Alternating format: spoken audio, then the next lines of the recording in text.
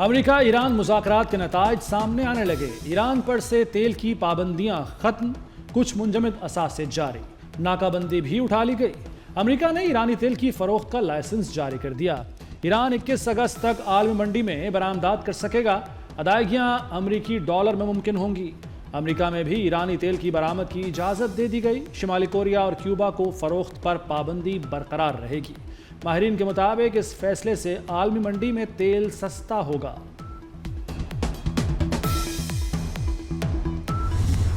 ایران امریکہ کے درمیان تکنیکی سطح کے مذاکرات شروع ہو گئے۔ امریکی نائب صدر جے ڈی وینس کا اعلان، کہا ایران سے مذاکرات میں اچھی پیش رفت ہوئی، تکنیکی ٹیمیں اب اگلے مرحلے پر کام کریں گی۔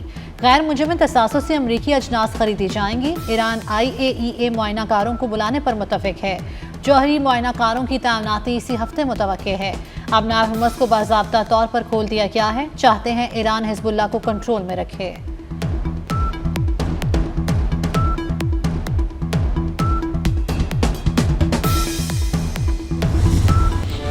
ایرانی وزیر خارجہ عباس عراقچی کا پاکستان اور قطر کو خراج تحسین، کہتے ہیں ایران کو کچھ منجمد اثاثے جاری کر دیے گئے، تیل اور پیٹروکیمیکل کی برآمدات پر پابندیاں ختم، ناکہ بندی اٹھا لی گئی، حزب اللہ کے خلاف کارروائی نہیں ہوگی۔ ترجمان ایرانی وزارت خارجہ اسماعیل بقائی نے کہا کہ اسلام آباد مفاہمتی یادداشت کا مؤثر نفاذ ہوگا، تکنیکی ٹیمیں اپنا کام جاری رکھیں گی۔ ایران امریکہ مذاکرات پر پاکستان اور قطر کا مشترکہ اعلامیہ، حتمی معاہدے کے لیے 60 روزہ روڈ میپ منظور۔ اب نائب حرمز میں آمد و رفت کے لیے رابطہ لائن قائم، تکنیکی مذاکرات برگن اسٹاک میں جاری رہیں گے۔ تجارتی جہازوں کی آمد و رفت کے لیے رابطہ لائن قائم۔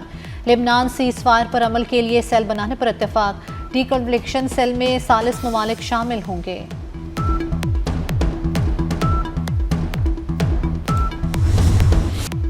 امریکہ ایران مذاکرات مثبت اور تعمیری ماحول میں ہوئے، حوصلہ افزا پیش رفت سامنے آئی۔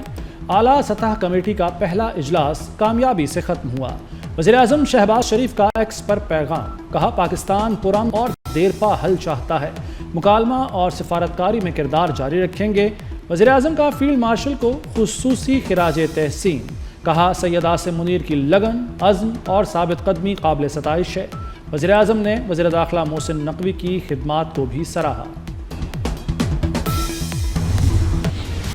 اسلام آباد سے تہران اور واشنگٹن تک پل کا کردار، وزیر داخلہ محسن نقوی کی خاموش سفارتکاری اور رابطوں کی بے مثال زنجیر نے امریکہ اور ایران کو ایک پیج پر لا کھڑا کیا۔ محسن نقوی نے عالمی امن کے محاذ پر کامیابی کے جھنڈے گاڑ دیے۔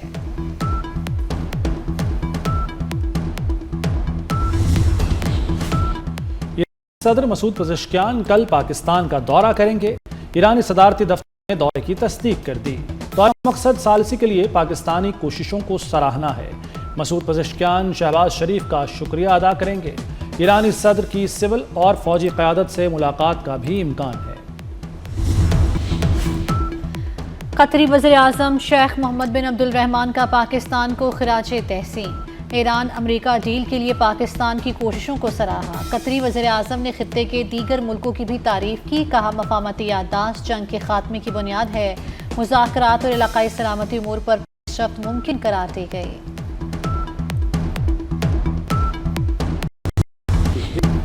پاکستان کا عالمی سفارتکاری میں master stroke, J D Vance نے امن کا کریڈٹ پاکستان کو دے دیا، کہا فیلڈ مارشل کی حکمت عملی سے یہاں تک پہنچے۔ فیلڈ مارشل عظیم ملٹری لیڈر ہیں۔ فیلڈ مارشل نے خود کو بہترین سفارتکار ثابت کیا۔ 3 ماہ میں ان سے بہت سی باتیں ہوئیں۔ میری زندگی میں صرف 2 لوگ اہم ہیں، میری بھارتی اہلیہ اور پاکستان کے فیلڈ مارشل۔ عالمی میڈیا پر پاکستان کی سفارتی کوششوں کی دھوم، وزیر اعظم شہباز شریف اور فیلڈ مارشل کی حکمت عملی کو سراہا گیا۔ دوسری طرف سوشل میڈیا پر بھی یہ موضوع ٹاپ ٹرینڈ بن گیا۔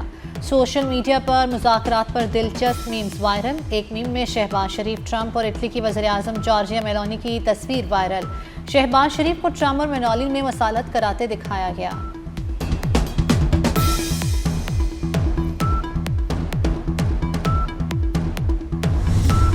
برطانیہ میں سیاسی بحران، وزیر اعظم کیئر سٹارمر مستعفی، لیبر پارٹی کی قیادت بھی چھوڑ دی۔ کیئر سٹارمر مستعفی ہونے والے برطانیہ کے 7ویں وزیر اعظم بن گئے۔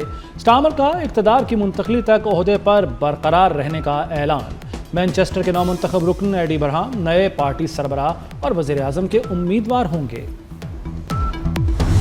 امریکہ اور ایران کا دباؤ کام کر گیا۔ اسرائیل جنوبی لبنان سے انخلا پر آمادہ۔ اسرائیلی میڈیا کے مطابق صہیونی فوج بلو لائن سے پیچھے ہٹے گی اور زیر قبضہ علاقے لبنانی فوج کے حوالے کیے جائیں گے۔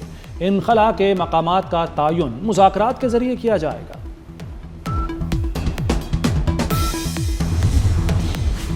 امریکی صدر ٹرمپ کی نیٹو اور اٹلی پر سخت تنقید۔ کہا امریکہ نے اتحادیوں کے دفاع پر کھربوں ڈالر خرچ کیے لیکن نیٹو اور اٹلی نے مشکل وقت میں ساتھ نہیں دیا۔ ٹرمپ نے ایران کے جوہری خطرے پر اٹلی کی عدم شمولیت پر بھی تنقید کی۔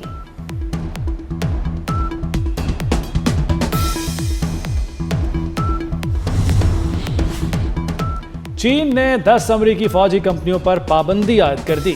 چینی وزارت تجارت کے مطابق امریکی فوجی کمپنیوں کو فوجی اور غیر فوجی استعمال کے سامان کی ترسیل روک دی گئی۔ فیصلہ چین کی قومی سلامتی کے تحفظ کے پیش نظر کیا گیا۔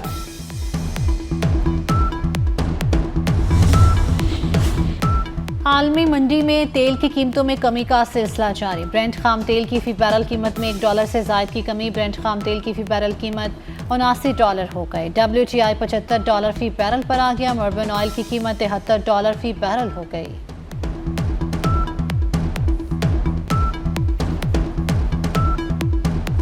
سیاسی دوریاں کم ہونے لگیں، مذاکرات کی راہ ہموار۔ Chairman P T I barrister Gohar کا وزیر اعظم کی مذاکرات کی پیشکش کا خیر مقدم۔ کہا مذاکرات کا آغاز سنجیدگی سے ہونا چاہیے۔ سیاست میں کسی کو بھی مائنس نہیں کیا جا سکتا۔ سوچا تھا ہاتھ ملانے سے حالات بہتر ہوں گے۔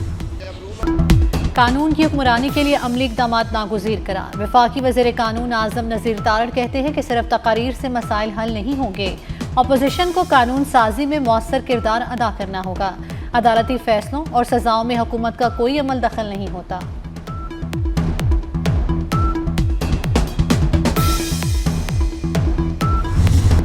بھارت کی جانب سے پانی روکنے کی کوشش ایکٹ آف وار تصور ہوگی۔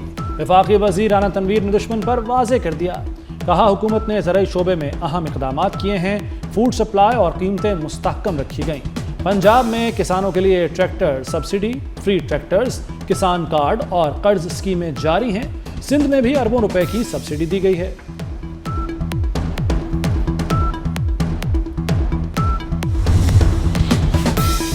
پیپلز پارٹی کے امجد حسین ایڈوکیٹ بلا مقابلہ وزیر اعلیٰ گلگت بلتستان منتخب۔ سابق وزیر اعلیٰ حفیظ الرحمان اپوزیشن لیڈر بن گئے۔ پیپلز پارٹی کے عمران ندیم سپیکر اور نون لیگ کے ملک کفایت ڈپٹی سپیکر منتخب ہوئے۔ گلگت بلتستان اسمبلی کے 30 نو منتخب ارکان نے حلف بھی اٹھا لیا۔ پیپلز پارٹی 13 نشستوں کے ساتھ سب سے بڑی جماعت بن گئی۔ نون لیگ 9 نشستوں کے ساتھ دوسری، جبکہ استحکام پاکستان پارٹی 6 نشستوں کے ساتھ تیسرے نمبر پر رہی۔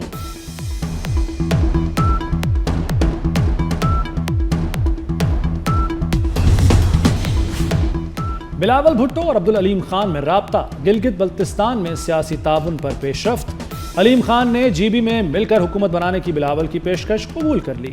اون چودھری کے مطابق استحکام پاکستان پارٹی صوبائی کابینہ کا حصہ بنے گی۔ بابا فرید رحمۃ اللہ علیہ کے عرس کی تقریبات جاری۔ بہشتی دروازہ زائرین کے لیے کھول دیا گیا۔ پاک پتن میں عرس کے موقع پر سیکیورٹی کے سخت انتظامات کیے گئے ہیں۔